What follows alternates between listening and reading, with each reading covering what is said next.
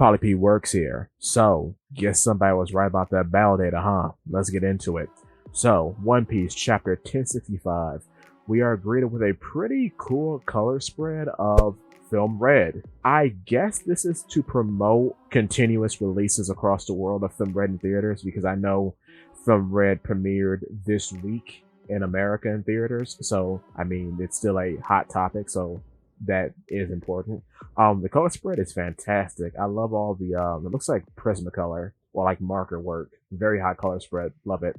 We do not get a continuation of the cover story. So we arrive at the C plot, which I'm still going to say is probably still developing, because if you've been watching the last few videos, I am still on Carrot Watch. But the premise of what's going on here is that Brook and Zoro actually know that Caribou is on the ship, and they're just telling him to beat it, because the promise was that they would get him away from Wano and kick him off.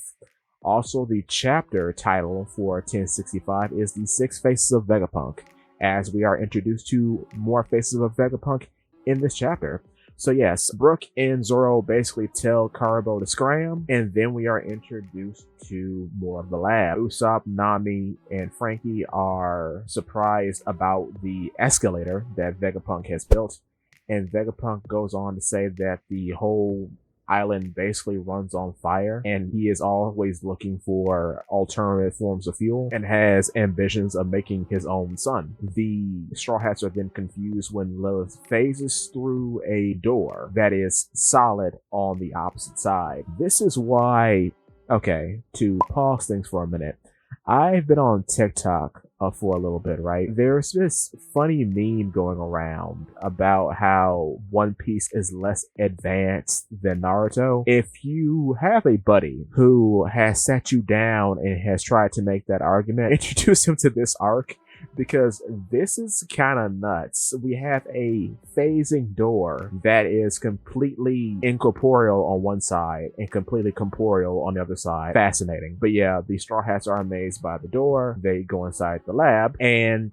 they are met with a clone Seraphim version of Jinbei. So if it wasn't clear already, I'm going to say it again. The Seraphim most likely are just the clones of the original 7 warlords. That's what it's seeming more and more like to be. What's interesting is that he's sitting in front of this big vat that says Seraphim number 4, and it has a percent counter on top of it that's at 98%. The Straw Hats, of course, are surprised that they are seeing this clone of Jinbei. Some things to point out: he has a PX tattoo on his chest and a little wristband which looks like the fluid that's within the container behind him. So I'm guessing that wristband is some sort of fluid that keeps him healthy. I don't think the other Seraphim had anything like this, but like the other Seraphim, he does have fire on his back, he does have white hair, which is not too dissimilar from normal Jinbei, because in the manga, I know recently in 1064 we actually saw Kid Jinbei, and it seemed like he had white hair, but like in the anime, and I think when the first coloring of him as a child came out, which I also think was an anime thing, it happened for episode 1000. Jinbei was shown to have black hair and his sideburns were just gold along with his eyebrows. So yeah, this Seraphim, of course, being a Seraphim, being a Lunarian, having Lunarian DNA, has white hair, and he also has dark skin, which also poses a question: is Seraphim Jinbei like navy blue, or is he just like brown? Is he bronze colored like a normal Seraphim? I guess that's not really something to think about, but the race mixing is interesting. Also, very interesting point, don't know if this is important, but the Seraphim Jinbei has round ears, whereas the regular Jinbei has pointy ears. I did think that was interesting, because yeah, I think that's a trait of a few fishmen. They have different shaped ears than regular humans, if they're not just like gill shaped or something like that. What's also interesting is that, you know, of course, scarring and tattooing would not transfer over, because of course those are battle scars and artistic flourishes that one puts on their body. So Seraphim Jinbei does not have the Thunderbolt scar, nor does he have the Sun Pirate branding, but he is wearing the same gi that child Jinbei is wearing during the original drawing of him when that first came out, and I believe in SBS. So What's also an important takeaway is that the Seraphim now confirmed without a shadow of a doubt are actually bigger than their counterparts or as big as their counterparts in some cases, because Frankie remarks that this child Jinbei is as big as the normal Jinbei. So yes, the Seraphim are indeed larger than normal children. I kind of saw this too back when Blackbeard was fighting Seraphim Mihawk, but scaling kind of shifts a bit in One Piece, so you can never be too sure. But things have been quite consistent lately. So yeah, my suspicions were correct. Like the rest of the Seraphim, the Jinbei clone fires a beam at our Straw Hat party of Nami, Usopp, Frankie, Robin, and Sanji. Big explosion happens, and then the battle commences, and we see something incredibly interesting. The Seraphim Jinbei is in a tussle with Nami. Nami is battle ready, and the clone Jinbei dives into the floor. If you remember, this is a power that Senor Pink had called the Swim Fruit, and this is made evident when Frankie makes note of this, because of course he fought Senor Pink back in Dressrosa, and then he pops out and kind of chokeslams Nami. This is a very important scene because we see now with a close-up of Jinbei's face that he does have the star pupils. So the star pupils are indeed a trait of the Seraphim across the board. We just haven't had too many close-up shots of all of them to confirm this, but seeing as how Jinbei has these eyes here, I would assume too that perhaps behind the weird glass eyes that Seraphim Kuma has, perhaps when he does his big pacifista laser thing and his eyes glow, the glow won't be like a regular red circle, it'll be like just a red star, perhaps. But yeah, moving on. Sanji then attacks Seraphim Jinbei, and his kick lands. Now, I gotta stop here because this has been going on a lot lately, and I don't know where this is coming from. Every time when leaks come out, right, when spoilers come out, people have this weird tendency to slander Sanji, because I can't tell you how many spoilers and how many leaks claimed that Sanji broke his leg in this moment, which is just kind of asinine, because at this point, the whole breaking his leg or fracturing his tibia or whatever, all of that should be donezo, because he can literally regenerate. We know he can literally snap broken bones back in place, like he's a cartoon character, which kind of weirdly compliments Luffy in a way now, based on what happened in 1044, if you don't know. But yeah, that's been Sanji's whole growth. That's why the whole fight with Queen happened, and we got all that development there. So yeah, those small, like, structural injuries are a thing of the past for Sanji. I don't know why there's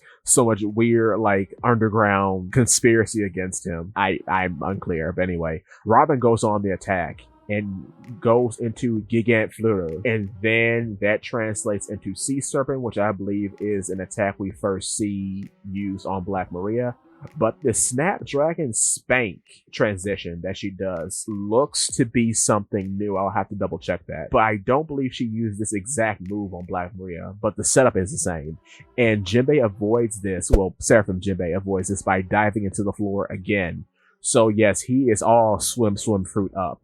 I don't know how that occurred though, but then again, the Dressrosa boys could be in prison like Doflamingo, who's to say. Now, Seraphim Jinbei does something very interesting. Seraphim Jinbei does something very interesting where he rises back out of the floor. He does something kind of similar to Senor Pink. What he does is what Senor Pink, I believe, did in, I don't think it was a filler scene, I think this actually happened. He did this in a scene when he fought Frankie. He spat up the floor liquid as if it were water, like in a funny little gag scene. So this is like that, but Jinbei is grabbing the floor, and in his hand, the floor is acting as if it were water. And Usopp makes a very interesting remark. So you can use Fishman Karate too. He mentions Jinbei in this moment, the clone Jinbei is preparing to use a Fishman Karate attack, and Usopp shoots him. Seraphim Jinbei dives into the floor again, comes out of a wall, and gets Usopp in a chokehold. Frankie fires up a radical beam, and it makes contact. And then we get a scene with Vegapunk Edison, and he's remarking on how the fight is pretty sick and how he just used a beam. Frankie, how he just used a beam. And he also mentions that the Seraphim is a child and they haven't put it through the laser test yet, which is kind of interesting that they would test for that. And then the Edison version of Vegapunk, which looks like a weird rabbit robot. I think this is a reference to an old anime. I'm not sure though, because I heard people talking about this when the chapter was leaking. I'm not too sure what anime is being referenced, but it's probably like one of those older mecha animes. Lilith is mad about this attack, of course, and this confrontation gives the Edison version of Vegapunk an idea, and then we cut over to the Pythagoras version of Vegapunk, which is Vegapunk number 4, and just for reference, Edison is number 3, and Lilith, of course, is number 2. Edison being the Flare version of Vegapunk, Lilith being the evil version, and Pythagoras being the wisdom version. And then the Edison version instructs the Pythagoras version to calculate the battle data going on currently. Now, this is a very interesting line that gets a little more context later on, because this confirms that Vegapunk has been collecting battle data on various individuals, which could mean that he could have had Dendemushi spy on the warlords doing certain events. He could have invited them over to the island and they had him fight various robots for battle data. We don't know, but the simple collection of battle data here is very interesting, especially if the Straw Hats are cloned in this confrontation. I'm not sure if they would be, but seeing as how battle data is being collected on them, I'm wondering what that would lead to. But moving forward, we get our first shot of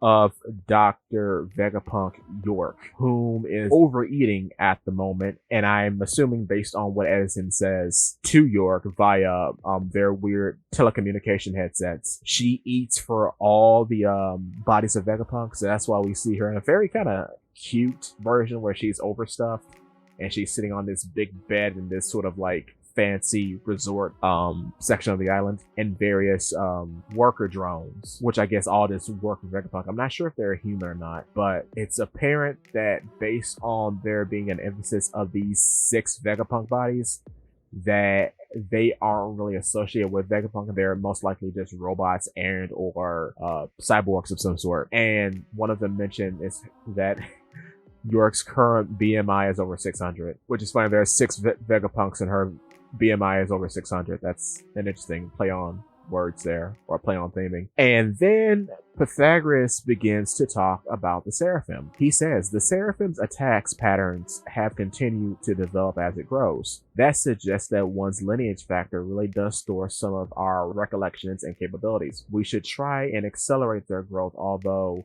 that presents new obstacles. Green blood concentration has risen and heart rate is up to 90 beats per minute. Also, what's funny is that the Pythagoras version of Vegapunk is just like a tinier robot in a bigger robot, and I love that the tiny robot has like a wind-up key on its head. That's very good. Very similar to how Frankie's Vegapunk dress design looks now. So what can we gather from this talk here? Well, it apparently seems as though, like I mentioned beforehand, I believe I was of 2 minds in a earlier video. I was saying that Vegapunk is probably collecting battle data on the 7 warlords, and or perhaps certain abilities are just embedded into them. So of course when they're cloned, those abilities just transfer over, which very much so seems to be the case. So in either case, the latter seeming to be more likely, skill just transfers over. That's why I was coming to the conclusion that for some of the Seraphim, it really wouldn't make sense for them to be clones of, like, especially the non-Bellfruit users, because their claim to fame, the purpose of them being warlords in the first place, is their ability to use a certain martial art or a certain skill expertly well. Like Mihawk. Mihawk is the best swordsman in the world. And really by extension, Jinbei is the best Fishman karate user and Fishman jujitsu user in the world as far as we know. So what would be the purpose of cloning them if those skills weren't transferred over? So it comes to reason now that perhaps as long as they are given field tests and points to actually fight, those latent abilities that have been passed down to them from their originals will just flourish on their own. However, this makes me think, what of the devil fruit powers? Because actually giving the Seraphim Jinbei swim fruit abilities does make a lot of sense, because in a lot of gag scenes, like I mentioned before, Senor Pink kind of did have the sort of subtle ability to turn solid matter into a weird variant of liquid. So it does track, and that is a very good ability for Jinbei. However, we don't know what the circumstances of these swimsuit abilities are. Senor Pink could just be dead, or they could have maybe extracted lineage factor from Senor Pink and put it into the Seraphim Jinbei, which then leads me to think, could you extract lineage factor from these other devil fruit using warlords, like your Crocodile, like your Boa Hancock, and most importantly, your Moria and your Dofi? Because Moria Moria a little less so, because he does have some sword skill. We see this when he clashes with Kaido, and then he kind of is a slouch, but he does have a little bit of competency when fighting Jinbei and Marineford, but he uses the giant scissors, I mean. But like, that's something to really kind of think about. Like, are you going to copy the really weird ability of turning shadows into matter, or the ability to produce string?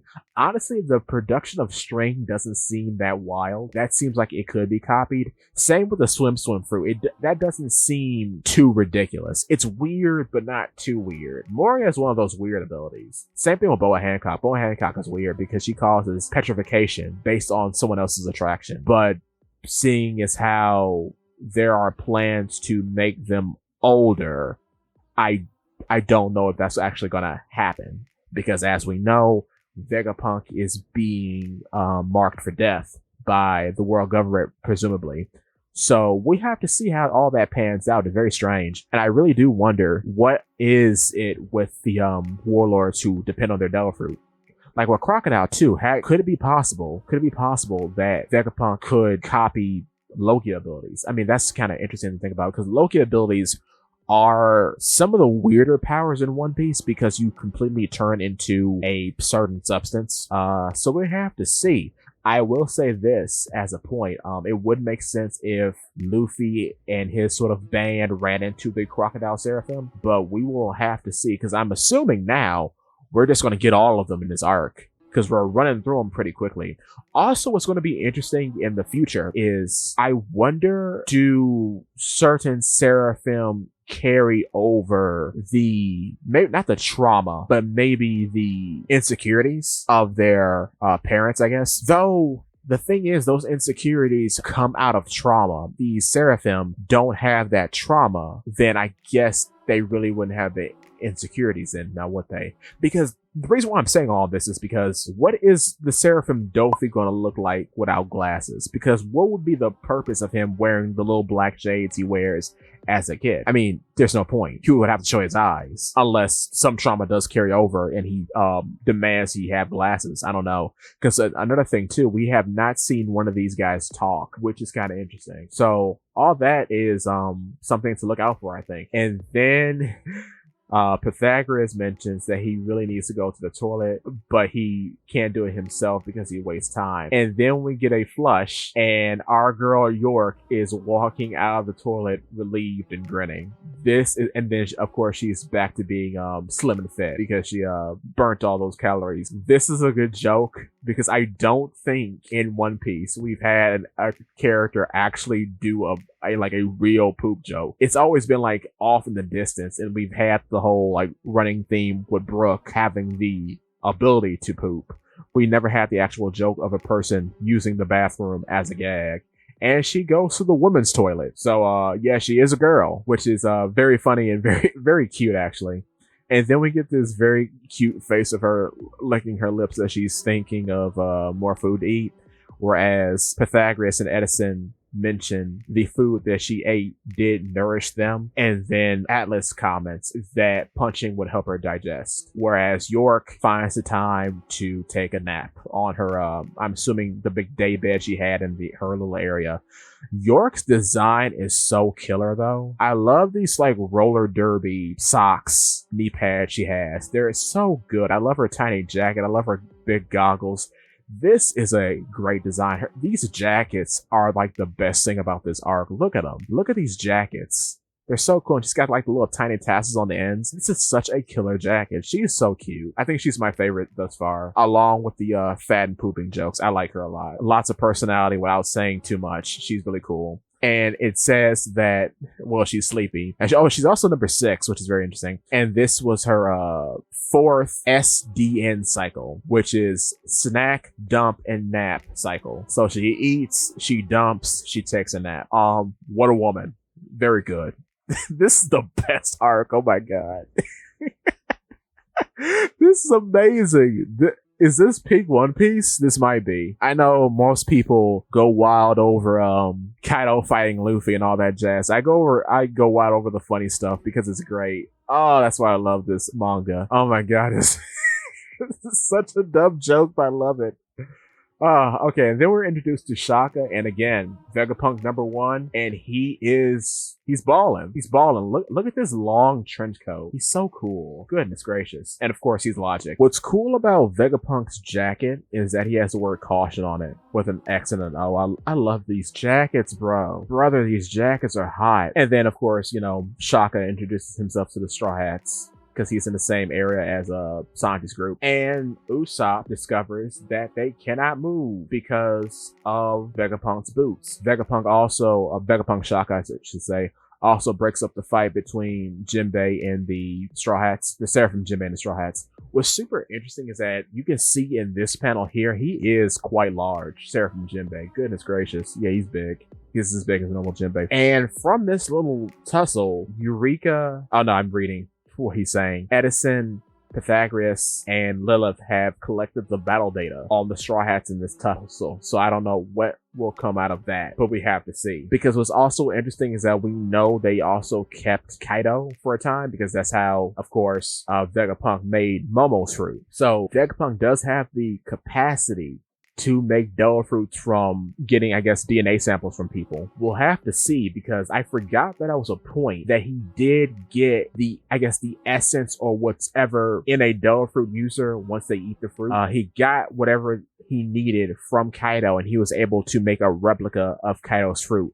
He said it was a failure, so I'm assuming from the time that fruit was created, he has improved on the technology and can replicate Devil Fruits pretty cleanly. But there might be some that are out of his reach. We have to see. But that's very interesting, because we didn't see Seraphim Mihawk do anything Devil Fruit worthy, nor did we see Devil Fruits on Seraphim Boa. So that's something to keep in mind. It could be that the Swim fruit is just a good fit for Seraphim Jinbei, which indeed it is. A lot of the perhaps weaknesses of Fishman Karate are now mitigated by him just turning the actual anything, I guess, around him, any solid matter, into a water-like substance and using that for Fishman Karate. And that could have a multitude of applications, because it's kind of weird on how Senior Pink's fruit works, as I think things stay liquid even when they leave his proximity. I'm not sure though, because it was shown when he leaped out of the ground became solid again. So I'm really unsure about that, but I want to see more from Seraphim Jinbei, or maybe like a proper explanation, like in kind, about how the swim fruit actually works. Because it could be one of those weird force field things, like with a Buggy, or like with a Capone, in which there's a sphere of influence, and once the user has left the original landing pad of influence, like if the sphere of influence is around their body like a glove, if they have left the ground for a long enough period of time, perhaps the ground just immediately turns back into a solid. But once they are in close proximity to the ground again, the ground becomes liquid again. Maybe it works like that. We'll have to see. But yeah, Vegapunk magnetizes their shoes to the floor because he does not trust pirates that naively. And then we get an interesting line for Usopp, and he says, "Oh yeah, did I forget to mention I am Vegapunk too?" What does that mean? Is that a gag, Usopp? No, I'm serious. What does that mean? No, what does that mean? Usopp, please, brother. What does that mean? What are you saying? Because we know Usopp lies have a tendency of coming true. This could be a small lie and it doesn't mean anything, but he could be mistaken for Vegapunk later on this arc. We'll have to see. Frankie tells him to cut it out though. And then Shaka goes on to say, "Do you think this island looks like the future?" Then of course Frankie goes on to gush. Meanwhile, Luffy's group finds something very interesting. And also, yes, Jinbei has been turned back into an adult by Jury. We didn't see that last chapter, but yes, Bonnie did turn Jinbei back into an adult. Vegapunk then goes on to say, Frankie actually goes on to say, "What do you mean by past?" And then he says, "What if I were to tell you that long ago there was once a highly advanced kingdom?" And he dates this kingdom back to 900 years in the past as where Egghead gets all of his technology from. And then we get this cool shot of Jinbei, Bonnie, Chomper, and Luffy standing in front of this broken down giant robot in this scrapyard. It's in a beautiful panel. What's interesting about this now is it basically confirms almost 15 years of theories from various people I have both talked to, watched. I've talked to friends about this. Multiple people have been saying for decades now, at least a decade, that One Piece is a post-apocalyptic series. That yes, it's sort of like the civilization after the fallout, if that makes any sense. People have been saying things like this for years, and this just confirms it. Egghead is just the last, real remnant of what existed almost 1,000 years ago. Which is interesting because if it's actually 900 years ago, that means this place is older than the Void Century, because the Void Century, if I am correct, was 800 years ago. So this place and its technology are older than the Void Century, which means that oh boy, we got some backstory coming.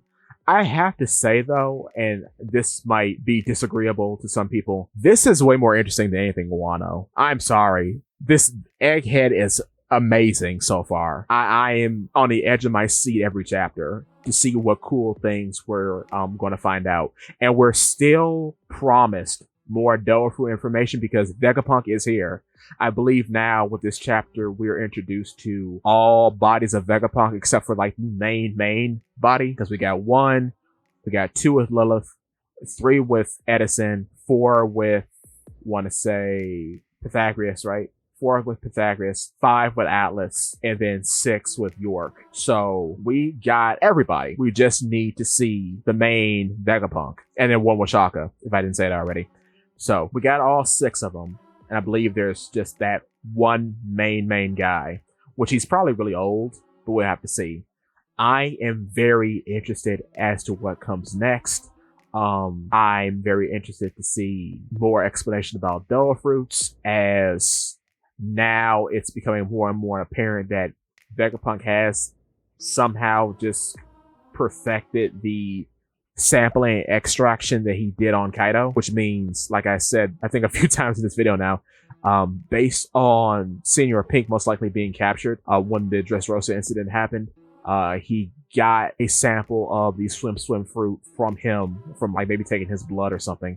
They mentioned green blood in this arc, so I guess green blood relates back to what was in that vat behind Seraphim Jinbei and what was in his weird little wrist attachment. Perhaps he's underdeveloped compared to Seraphim Kuma, Seraphim Boa, and Seraphim Mihawk. So perhaps he needs more go-go juice in order to function. Who's to say? But that's very interesting indeed. I eagerly await to see what comes next.